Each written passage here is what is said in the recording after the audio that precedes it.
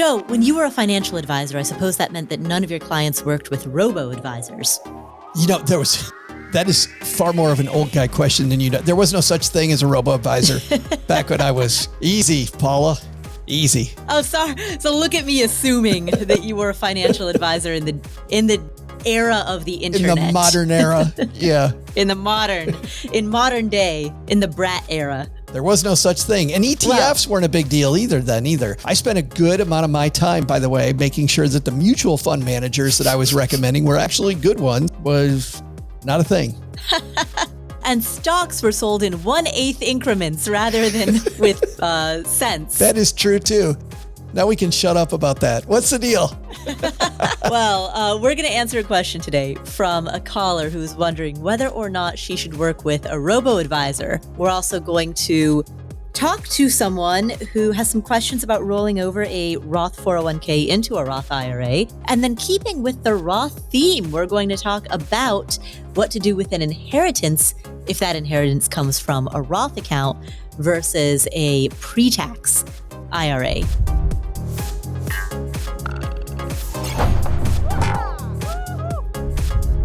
Welcome to the Afford Anything podcast, the show that understands you can afford anything, but not everything. Every choice carries a trade-off, and that applies not just to your money, but to your time, your focus, your energy, your attention to any limited resource that you need to manage. So, what matters most, and how do you make choices accordingly? This show covers 5 topics: financial psychology, increasing your income, investing, real estate, and entrepreneurship. My name is Paula Pant. I'm the host of the show. Every other episode, I answer questions that come from you, the community, and I do so alongside my buddy, the former financial planner, Joe Saul-Sehy. What's up, Joe? I thought you were going to call me Grandpa Joe. Grandpa Joe. Oh, Grandpa Joe. Grandpa Joe. Well, tell us another story, Joe, about the good old days as a financial planner. Well, in this modern day and age, there are robo-advisors, and Melissa is wondering if she should use one. Let's hear from her. Hi, Paula and Joe. My name is Melissa. I've been listening to the podcast for about a year, and I really appreciate that the answers to questions are truly expansive and teach me a great deal about investing. My question is about robo-investing and something that Joe mentioned on a recent podcast. For background, my partner and I are in our early 50s, our mortgage is paid off, and our last kid is finishing college with those costs already set aside. We have about $1.6 million in retirement accounts and about $400,000 in taxable brokerage account, mostly total market index funds. We've always been DIY investors, initially with no-load mutual funds and more recently index funds. With an upcoming job change, we are entering our highest earning years in the next decade. And with much lower expenses, we will have more cash to set aside into investments after maxing out tax-advantaged accounts. We will need some of that money to bridge us from retirement in 10 to 12 years to age 70. And I'm wondering if it makes sense for us to look at robo-investing through something like the Schwab Intelligent Portfolio, because we will be in a higher tax bracket. So tax loss harvesting may be of value, and we will have more defined goals for that money. My partner prefers an aggressive portfolio. I would like to mitigate some of the volatility given that we will have a sooner need for that money than the usual 30 to 40 year timeline that we think about when we are investing. I appreciate your guidance and really thank you for a wonderful podcast. Melissa, thank you for the question. And first of all, congratulations on everything that you outlined, on being in your early 50s, having $1.6 million. Last kid is finishing college and you've already accounted for all of those costs. Your mortgage is paid off. You are very, very well set up. And the fact that you are so well set up in your early 50s tells me that you spent your 20s, your 30s, your 40s building to put yourself into this position. So big congratulations to both you and your partner for the decades that I know that it took to be able to get to such a great position today. I think where we have to start, Paula, is, okay, Joe said something that she's responding to, but she did not say what it was. But I think, Melissa, what you are referring to is the fact that I said the wrong demographic is using robo-advisors. It is ridiculous for someone in their 20s to buy like a robo-advisor with 8 funds or 10 funds or whatever number it is, when frankly, for long-term goals, using the total stock market index is a much better way to go. Just buy it is far more important that you are investing than having perfect asset allocation. Perfect asset allocation is confusing to people. You don't understand all the different asset classes that are there. And frankly, you don't need them. What you need to do is shovel more money in. And then the bigger ridiculousness is that robo-advisors talk about this idea of tax loss harvesting. Well, if I've got $400 and it makes $1, am I really worried about tax loss harvesting? Well, on $1, I'm just complicating my tax situation. So there is no reason for a lot of the things that a robo-advisor offers when it comes to a person starting out investing. Keep it simple. Use the total stock market. Now, when you get to the point that your portfolio's movement on a daily, weekly, or monthly basis is more money than you're putting in during that same time frame, then I think it makes sense to get analytical about your approach.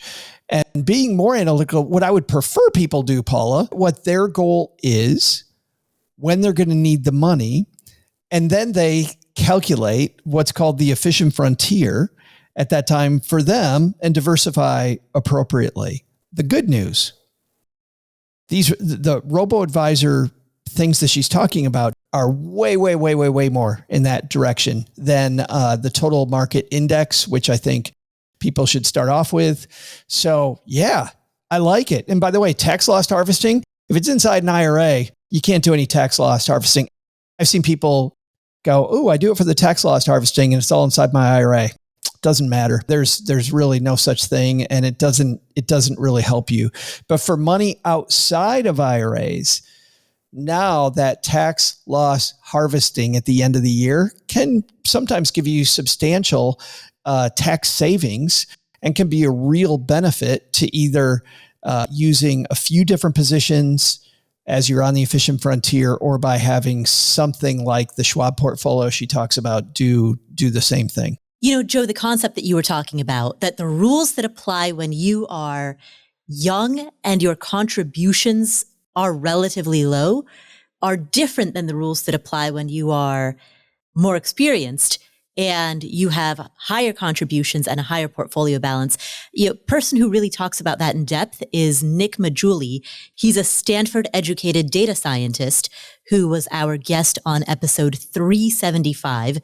You can listen by going to affordanything.com/episode 375. And he talks quite a bit, and he frames it in mathematical terms. So he shows you the math around it about exactly that idea, that when you're young and relatively at a lower income than you likely will be, and you have a relatively smaller portfolio balance than you likely will have, you know, at that stage, the biggest lever that you can pull is just earning more and contributing more, right? So focus on the income and the contributions when you're in your 20s, because that's your impact. Yeah. What are you going to eke an extra 25 basis points out of nothing? By having the perfect diversification. I have the perfect diversification with $100. I've got 8 8 different funds with $17. It is ridiculous, you know? Yeah, exactly. Right. But Melissa, in your case, I think a robo-advisor makes a lot of sense for exactly the reasons that we're discussing. You know, you have a $1.6 million portfolio. That's actually a substantial amount of money. It's not the $5,000 portfolio that some people have at the time that they go into robo-advisors. Yeah, again, it isn't my favorite. My favorite is based on your specific game plan, finding that spot on the efficient frontier. But robo-advisor directionally is headed that way. Second, Paula, not talk to Melissa. I want to talk to all the Uber geeks giving advice to people they don't know on the internet who, when somebody says, "Hey, here are my 401k choices, what should I choose?" Immediately they go either VTI or VTSAX, which is total stock market index, the Vanguard approach. That's a great place to start. And Uber geeks who have drank the complete Kool-Aid that this is all anybody should use A lot of you that are giving this advice are people that have a great button down budget. You understand tax loss harvesting, but when it comes to investing, you don't realize that J.L. Collins' advice is for beginners. It's specifically, it is not the optimal path to wealth. It's not the best path to wealth. It is the simple path to wealth that gets beginners to calm down, relax, and invest. And it's not me saying this, by the way. Paul Merriman, who's a phenomenal friend of J.L. Collins. Also former guest on this podcast. Who wrote The Simple Path to Wealth, J.L. Collins. These two guys are friends. Right. Paul Merriman has done all of the research to say that if you go toward the efficient frontier, you're going to be way, way, way, way, way, way, way richer, and often with a lot less risk than you have in VTI or VTSAX. So while VTSAX and chill is phenomenal for a 25-year-old with no money, it drives me crazy when I see you telling people that are 50 that that's what they should do, because you are wrong. You're 100% wrong. Horrible advice. Wow. I've never seen, Joe, you haven't ranted like this in a minute. It's because in the last week, I've seen it like 5 times. I'm like, oh my, stop being suboptimal. And you know what's cute, Paula? This is what's cute, is that people tell me, they go, well, I'm going to have enough money. I'm going to be fine. Well, good for you. But you got this community of people around you that could really, really use your help and your support. And imagine the people you can bring along with you if you weren't so focused on being suboptimal with your money. But we get so focused that, oh, this is what everybody says I should do. And I'm with the cool kids because I say VTSAX. You understand where it's headed, but I don't think you understand where VTSAX really fits in the whole thing. So Melissa, not aimed at you. Melissa's headed the right way.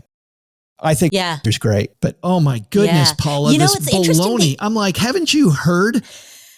We've been ranting about this forever, and we still got these uber nerds out there saying stuff that is just horrible. The thing that's interesting about the phrase VTSAX and chill, I'm glad you brought that up, because that's a popular internet meme that, that's in the personal finance community, you hear that all the time. And for those of you who are tuning in, who are beginners, or who are just tuning into a personal finance show for the first time, if you immerse yourself, if you immerse yourself surround sound in personal finance content, you're gonna hear VTSAX and chill.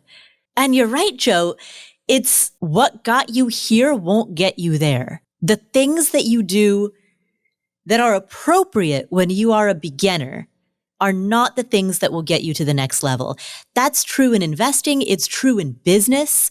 I was just listening to an episode of Billion Dollar Creator with Nathan Barry. He did an interview with Ali Abdaal, who is a popular YouTuber with 5 or 6 million YouTube subscribers. And Nathan Barry and Ali Abdaal had this great conversation about exactly the concept of what got you here won't get you there. What you do when you're growing your YouTube channel from 0 to your first 10,000 subscribers, those habits are great at that level. But if you try to apply those habits when you're growing your YouTube channel from 5 million to 6 million subscribers, the same habits that got you success as a beginner are the ones that will at best hold you back, if not cause you utter collapse and failure when you're at a higher level. So one example of that, when you're a beginner, as a beginner entrepreneur, you say yes to everything. Every opportunity, you say yes. Every interview request, you say yes. Just yes, yes, yes. When you get more advanced, you have to be far more selective with your time. Far, far more selective, right? Perfect example of what got you here won't get you there. I spoke with Mark Randolph, who's the co-creator of Netflix, and we had a phenomenal discussion. And he said the frustrating thing is when you first start off as an entrepreneur, Paula, also, you need people who are good. They love your brand. They love what you're doing. They're jack of all trades. They can different roles. And he goes, and the sad thing is those are not the same people that will work when you to several $1 million. When your sales change, now I need people who are niche and understand specifically finance, understand specifically marketing, understand specifically, and every business goes through this growing pain of, this person who was my right-hand person who I absolutely loved is not the same person who's going to be. He goes, and it's horrible and it stinks. And I know that we want to VTS AX and chill forever. But if you're doing that, you do so much better. And you're like, well, so what? I have enough. Don't tell me that. Don't do that. Don't do that to yourself. Don't do that to your community, especially when these same people, Paula, that say that are so smart. Like they're so smart in every other area. But it is definitely a wonderful problem for Melissa to have, that her portfolio is big enough. She can focus on things like tax loss harvesting. Again, to your praise of Melissa's situation. You get to this point and being more analytical is going to pay some serious dividends. Right.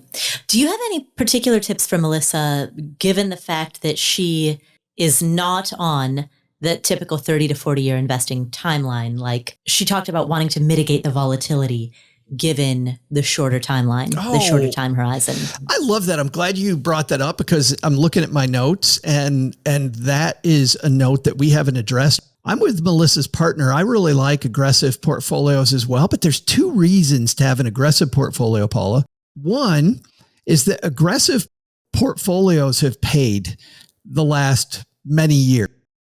We've gotten used to the fact that, hey, if I put my foot on the gas, my portfolio goes, and it goes really, really, really well from about 2008 to with, a few notable exceptions, right? The beginning of the pandemic, the little hiccup we had a few weeks ago, but mostly it has been up for the stock market. That chasing returns, I like being aggressive because it works, and chasing returns, I think, is a trap. It's a monster trap. If you are aggressive because you're okay with that roller coaster and you understand that longevity is in our favor, where we may live longer than ever, where you need our money to last longer than ever, then being aggressive is not a bad thing. So I'm very curious to get into much more from a psychological perspective, Paula. Why does Melissa's partner like being aggressive? I personally think that there is definitely a middle ground. And you know what's cool? You can be aggressive, but at the same time, diversify better. And this is another great thing about going in the direction about the efficient frontier. Yeah. You can add more aggressive assets to your portfolio, and it actually smooths out the entire ride in the aggregate. It's so cool. Now she'll have several different funds with amounts of money in them that are substantial and make sense and will drive the portfolio. But they also different stimuli. So you've got some up and some down. And so at any point she can stay aggressive, but at any point she also has far more options to pull from if she decides the goals have changed. What I really liked about her question though, and about a statement she made, she talked about a statement I made. This is what I love about hers, is she was talking about when she'll need the money. And I think that instead of looking at your continuum between being aggressive and being conservative, instead looking at a different continuum of when am I going to probably need this dollar, and investing that portion of the portfolio based on when I'm going to need it, she may be more conservative with the money she's going to need 10 to 15 years later than she will be with the money that she needs in 20, 25 years. She could stay aggressive with part. She could be more conservative with the other part. She's also in a much more scientifically designed portfolio with these intelligent portfolios she's talking about, which means she's more diversified. She's conservative when she needs to be. She's aggressive when she needs to be. It doesn't have to be one or the other. Her partner can have some money in the aggressive. She can have money where it needs to be more conservative for the more immediate term bucket. So it's a great question. What did you think of that question? Mentally, I'm bucketing the uses of her money into two buckets. There is the bucket that they will be tapping starting 10 to 12 years from now, which is when they plan to retire. And then there's the bucket that they will start tapping when they turn 70. So just to give them both a name, we'll call it, say, the bucket in their 60s and then the bucket in their 70s plus. My feeling is go aggressive with the 70 plus bucket. Yeah. Sure, you don't have 30 or, well, actually you kind of do. You do have 30 or 40 years on that, at least on a portion of that. If you're in your early 50s, and I don't know precisely what age they are, but it doesn't matter. Let's say they're 52, 53, 54. Oh, let's say they're 54, right? If you're 54, 40 years from now, you're going to be 94. If you plan on living until you're 100, or at least you're planning your retirement as though you're going to live to 100, then there is a portion of your money that you are investing for 40 years. I love the bucket thinking. For the people that are new to this, thinking about your money and when you're going to spend it is so much better than trying to choose the right investment or the most popular question that I used to get was always, so what's the best investment? And the best investment is based on that bucket. I hear that a lot when just in casual conversation, when people say, so what do you do? And I say, I host a finance podcast. Oh, so what's the best investment? Right. What's a great thing I should be investing in right now? Right. As though it's some type of a one size fits all silver bullet. You know what I always do? I tell people, I'm like, well, about 6 years ago, I told people to start investing in NVIDIA. And take a look at what happened. That's all me, frankly. Well, I mean, technically you did, Joe. 6 years ago, more than 6 years ago, you told people to invest in a broad market index fund. I did. Microsoft. Right? And yes. Yeah, and look at how big of a chunk NVIDIA occupies in a total stock market index fund. So see, you had that foresight. You're welcome, America. I'm just waiting for the letter from NVIDIA's CEO. Joe, thank you for keeping the stock price going up. That'd be so awesome. NVIDIA CEO started the company. He started NVIDIA when he was 30. And look at him now.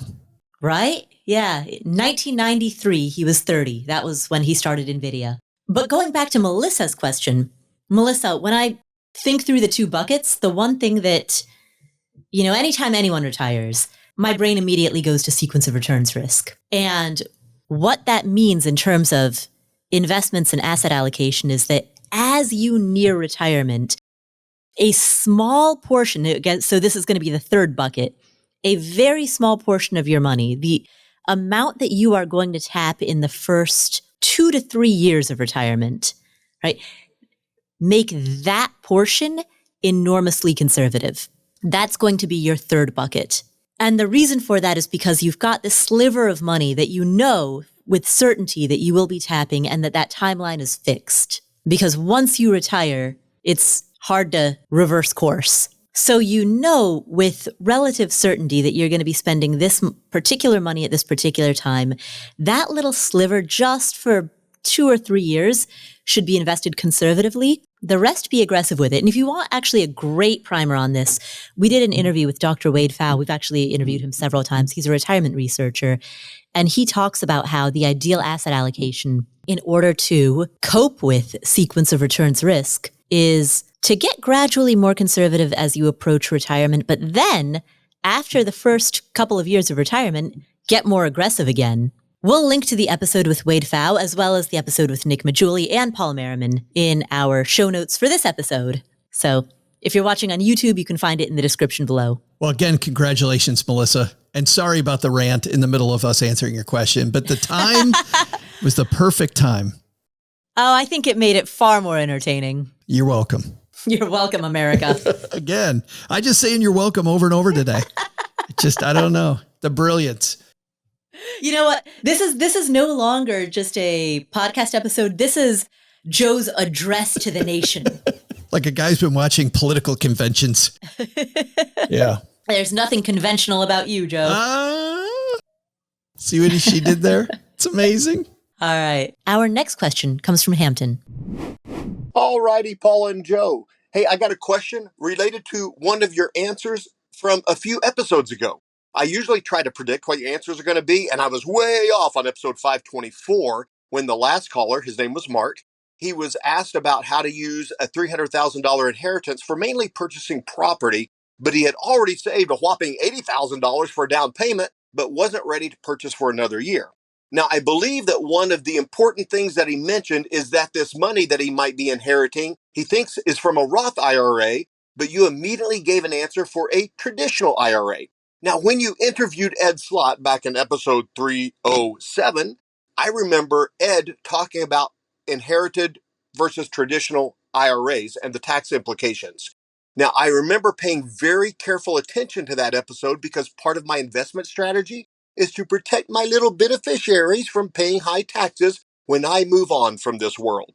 Now, he talked about how the Secure Act changed the IRA rules to where those that inherit a Roth or a traditional IRA have to withdraw the balance within 10 years. So if it's a traditional IRA, then you'd be paying the taxes on that inherited traditional IRA. And to lower the tax bracket, it might be wise to take out a tenth of that balance every year for 10 years. But if it's a Roth IRA that Mark is inheriting, and I think Mark said it might be, then it seems like the best withdrawal method might be to wait until the very last minute and at the end of the 10 years, then take it out so it will allow as much tax-free growth as possible. So if Mark is receiving a Roth IRA inheritance, I think the wisest answer is to leave it alone for 10 years so that the $300,000 that he's inheriting becomes $600,000 at 7.2% interest. And he should use his savings and even some of the emergency fund that he has for a down payment instead of using that Roth IRA that he's inheriting. You did say that all of the tax implications are moot points since he wants to withdraw the money. But man, there is such a massive money advantage to leaving it alone for 10 years, if it's in a Roth IRA that's being inherited. And then at the end of the 10 years, he could easily pay off the house if he wants to with tax-free money. Now, I'm not an accountant or anything, but I do listen to Afford Anything. And most people can afford to wait 10 years for that beautiful tax-free growth because that's kind of how I've been planning my retirement. And apparently those that he's inheriting from was planning that for him as well. So thanks for listening. Just wanted to put in my 2 cents when it comes to Roth IRAs. Thank you much. I think you got it more like 4 cents, Paula, not 2. Wow. We'll double it up. Wow, Hampton. First of all, I love your voice and your enthusiasm. You're like, it's the voice and it's the character and the personality that comes through that voice. And Hampton, you are absolutely correct. We did not address what would happen if this was a Roth IRA. I talked about what would happen if it was a pre-tax IRA. Mm-hmm. We didn't go into the Roth thing. We also spent 30 minutes on this question, which is amazing how you can spend half an hour on a question and it's so multifaceted. We got really excited about using it for one thing versus using it for several things, about the inheritance, about when to use the inheritance. About grief, about the role of grief in deciding how you're going to spend an inheritance. Yeah. And that's what makes this really fun. Right, about mentally bucketing this as one discrete unit that would be applied to one specific purchase versus spreading it out. Joe and I had a whole debate about that. But yeah, you're right. When it came to the tax implications, I mean, in my mind, since Mark had said, I'm not sure. I think there's a possibility it might be a Roth, but I'm not quite sure. So I think mentally I was like, well, it's, we don't know if it's a Roth or not. So I'm just going to answer it like it's not. But I think that, Hampton, you're correct. We did address, Paula, that if it's a pre-tax, if it turns out he's wrong and it's pre-tax, here's what you do, blah, blah, blah, blah, blah. Exactly. Yeah. So we addressed what he should do if it's a pre-tax, including what the tax implications are for a pre-tax. But since he didn't know if it was going to be since he didn't know for sure if it was a Roth or not, he was like, maybe it might be, I don't know, was what he said in his question. So I want to talk about one aspect of what Hampton's saying here. Right. That is really important because often you will get advice to leave money alone because it will make more money where it is, which is what Hampton's saying. And by the way, I'm not going to say Hampton's wrong. I think Hampton in this case is right, but I'll tell you areas where you will get advice similar to what Hampton gave us today that is wrong. That's very, very wrong advice. Dun, dun, dun, dun, dun. Well, and that is this, Paula. You've said it. I've said it. Don't let the tax tail wag the more money dog, right? There's so many people that are worried about the tax implication. Oh, well, if it's in a Roth, then I should leave it there and it should blah, blah, blah. That is perfect. And Hampton even talked about where the money could come from. And because the original caller had the resources in other pockets to make the goal happen and could leave the money there, then Hampton answered that question. There is a tax trap. I'm not anti-annuity, as you know, Paula, but annuities are a tax trap. And the reason they're a tax trap is because of the fact that money goes in and then annuities earn money. And then the interest, different than in a Roth, it's all going to grow tax-free. So what Hampton's saying is perfect, right? This money's all going to grow tax-free. But I will see people that will accumulate money for whatever reason in an annuity and they won't touch it. And the reason they won't touch it is because it's last in, first out, meaning it makes money. All this growth is sitting there on top of your contributions. You have to take out that growth first before you get to the contribution, which is not taxable because it was your money out of your wallet. It was after-tax contributions. People don't do it. There's an astounding amount. If I would have known, Hampton, we were going to talk about this today, I would have gotten you the number. But Paula, there's a monster amount of money that stays in annuities, meaning people spend less life. They get less life. They get less living because they don't want to touch the money because I'm going to pay a tax on that money. Don't let the tax tail wag the more life dog.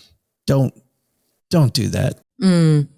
So I just wanted to say that because I think it's an appropriate time to go, you know what, when everybody says, hey, leave the money alone because of taxes, you really need to work through it. In Hampton's case, yes. If they had said, well, we have this annuity and it's sitting here, hey, you're going to pay a monster tax. Yes, you will. Right. Which is part of the reason why we don't recommend annuities very often, right? Yeah, we really don't. I mean, we're not anti-annuity. No. They have their time and place. Longevity annuities, very simple uses of annuities, but these bells and whistles, we can get some of the stock market without any of the risk. That's garbage. That's just garbage. Joe is spicy today. Going back to Grandpa. Do you remember how we had like Ginger Spice? Remember the Spice Girls, Ginger Spice? Ginger Spice. Yeah, of course I remember Ginger Spice. On a day like today, you can just start calling me Old Spice. Oh. Would it be great if they were a sponsor of your show? Oh, man. Didn't Old Spice have a campaign around, what was that ad campaign? It was a good one. It was like... And now I'm on a horse. Yeah, exactly. That's the one. That's the one. It was crazy. It was great marketing. Fantastic. Yes. Hampton and Mark, if you're Mark, we're going to email Mark to make sure that he listens to I'm sure Mark listens to all of our episodes, but we are going to email Mark to make sure that he specifically listens to this episode and knows that we're talking about his question again. Mark's like, wait a minute, you spent a half hour on my thing, but wait, Mark, there's more. Wait, Mark. Yes. By the way, when I'm here next week, all we're going to talk about is Mark's question even more. Mark. Yeah. This is just the Mark show. Mark, so one of the things that you'll have to consider if this is a Roth is the budgetary element, because the current rent that you pay is somewhere in the ballpark of $2,700, $2,800 a month, if I recall correctly. And the home that you are buying, you want to buy a home that's valued at between $700,000 to $800,000. And if you were to take this money and use it as a down payment, that down payment would be $400,000, which means that the principal and interest portion of the payment on the home that you want to buy would be about the same as the rent that you are currently paying, which means that from a cash flow perspective, from a budgetary perspective, if you used this money as a down payment on that home, the cash out of pocket that you are paying towards your mortgage will be not that different than the cash out of pocket that you are currently paying towards rent. There will be property taxes and interest and HOA, but other than that, the cash out of pocket between the two scenarios is relatively similar. If you don't use this money as a down payment, then your housing payments when you buy that $700,000 to $800,000 home are going to be substantially higher than the rent that you're currently paying. And so that's the other piece to consider. Do you want to leave this money, if it's a Roth IRA, do you want to leave this money inside of the Roth IRA for additional tax-exempt growth? Or would it be better for your cash flow situation to withdraw it so that your mortgage payment can be similar to your current rent payment? That's purely going to be a function of how tight is your budget? How much wiggle room does your current budget have? Fabulous. Just a little bit of math. Yeah. Look at that. We brought budgeting and cash flow into the equation. It has entered the chat. But budgeting and cash flow has entered the chat. Let's talk about VTSAX some more then. All right. Well, thank you. Look at Hampton's voicemail got us in a good mood. Hampton has such great energy. Nice job, Hampton. Thank you so much. Thank you so much. All right. Our final question today comes from an anonymous caller. Joe, we give every anonymous caller a nickname. Do you have any ideas for this one? I do. Guess where I'm going soon? Chile and Peru. How did you know? It's like I might have told you that. It's like I have marked out your vacations on my Google Calendar. Perfect. If it's all about me, Paula.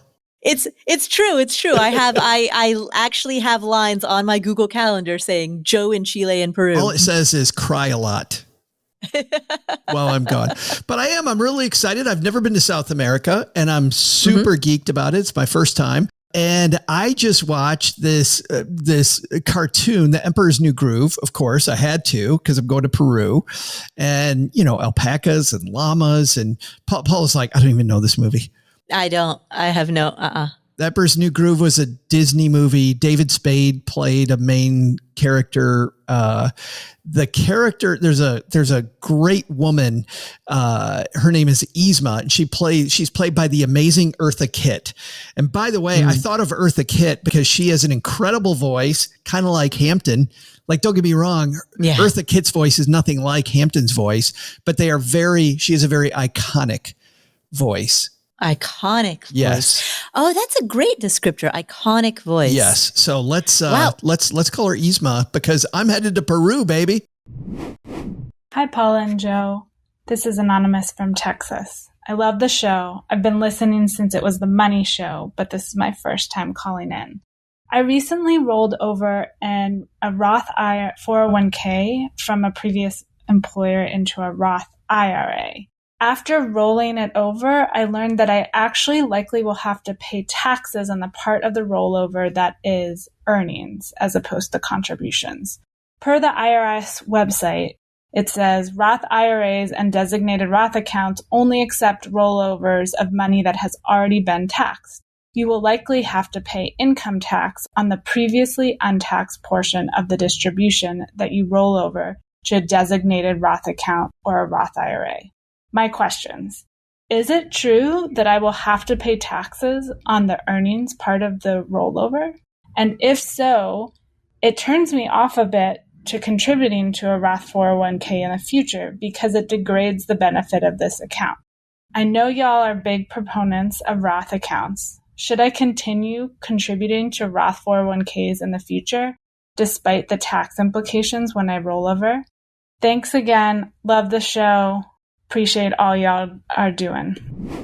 Oh, do you want to give her the good news? You want me to give her the good news? Oh, Joe, you should do it. All right, Yzma, Joe is going to give you the good news. The good news is Roth 401ks can be rolled over to Roth IRAs, and you're not going to pay any tax.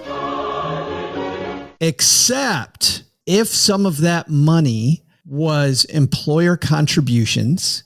Employer contributions are always treated as pre-tax money because it wasn't your money. So that money may be taxed. So if there was a contribution mixed in from your employer that's going that way, that will work almost like a backdoor Roth IRA where the money's going to get taxed one time and then it goes back in and bada boom, bada bing, you're good. But the money that was in the Roth 401k now goes into the Roth IRA.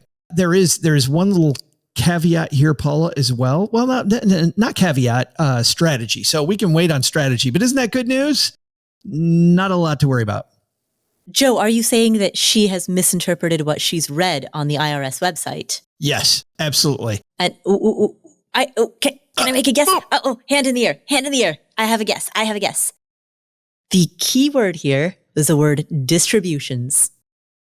Am I right? You are 100% right. You're not taking a distribution when you do a rollover.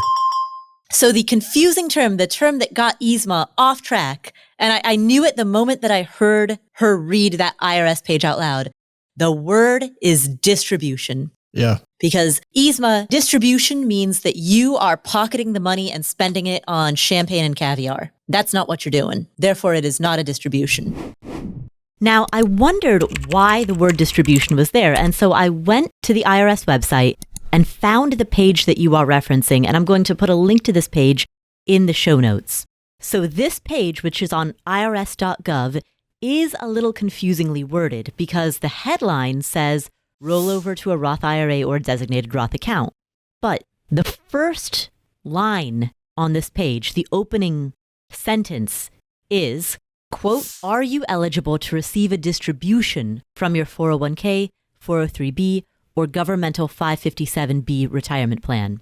And then it goes on to describe the process for eligible rollover distributions from these plans into a Roth IRA or a designated Roth account. That's the broader context of the sentence that you read, but you're not taking a distribution, so this page doesn't apply to you. Strategy-wise, what I want to try to do, if possible, is I want to move my money from that Roth 401k over to a Roth IRA that's already been established. And the reason is when it comes to money that's not contributions, money that is the growth on the account, that money has to sit there for 5 years or 59 and a half, whichever's later. And so you want to get that 5-year clock running as fast as you possibly can. So if you don't have any money in a Roth, well, then the 5-year clock is going to start the second that you put this money there. If not, if you do have one, I would make sure it goes into that account, put it into the account that has the 5-year clock running, and you're going to be good. This is also a reason why, even if you think, Paula, I think people get obsessed with the term max out. Like people are like, I can't really max out a Roth, so I'm not going to do it this year. I'll wait till next year. Get that 5-year clock running. Just put something in so that you start that, because at some point you're going to want the Roth. It's an amazing Swiss Army knife of a tax shelter that the government gives you, and everybody can get money in there. Some people have to do the backdoor Roth to get money in there, but all of us can put money into a Roth. I would get that clock started as soon as you possibly can, so you're not worried about the 5-year rule later on down the line. And so, Yzma, there is no reason to sour on Roth accounts. Roth away. Yeah, Roth it up. Roth to your heart's content. Roth and chill. See, that's a good one. Actually, that makes way more sense. It really does. Roth and chill. I'll take Roth and chill. That's a great one. I like that meme. Roth and chill. I like it. Roth and chill. Joe, I think you just did it. I think you nailed it. I'm going to say it for the 5th time. You're welcome, America. Well, Joe, where can people find you if they would like to hear more of your wit and wisdom? Yes, you can find us at the Stacking Benjamin Show every Monday, Wednesday, Friday. We're joined on Friday by the brilliant Paula Pant. On Fridays, we chat about generally something that's in the news, and we've had some phenomenal Friday chats. We talked recently about this idea of renting everything, renting your entire life. We talked about DoorDash and about Uber, and is that killing our ability to get along with other people? Just some great, really often much more philosophical conversations on a Friday than I thought that we would have. The conversation that we had about renting everything, that, just to be clear, we're not talking about housing. That conversation was about clothing rental sites, renting tools, renting clothes, renting furniture, renting smartphones. I didn't know that you could rent smartphones, right? Renting phones. Yeah. Yeah. How about in the family in there that rented a Christmas tree it comes in a pot and then you give it back and now you haven't cut down a tree? They can replant it. Yeah. Pretty wild. Yeah. So we had a great conversation about renting it all. That's on the Stacking Benjamin Show, and that's what we do on Fridays. Awesome. Well, thank you, Joe. And thank you to everyone. If you enjoyed today's show, please share it with a friend, a family member, a neighbor, a colleague, your dog walker, your babysitter. Share it with the people in your life. Make sure that you are following us on your favorite podcast playing app, including, but not limited to, Apple Podcasts and Spotify. And I've also just upgraded to a much nicer interview space. So this doesn't apply to the Ask Paula and Joe episodes, but when I'm interviewing a guest, you can see visually every episode. It's very pretty. Yeah, it's a beautiful, beautiful interview space. So yes, find that on YouTube, youtube.com/affordanything. Subscribe to our YouTube channel, hit the notification bell, you know all the details. Like, comment, everything that you can to let the algorithm know that you support us. Because that's, unfortunately, for better or for worse, that is how this show spreads and all shows spread. So thank you so much for being those representatives of the Afford Anything community. I'm Paula Pant. I'm Joe Saul-Sehy. And we will meet you in the next episode.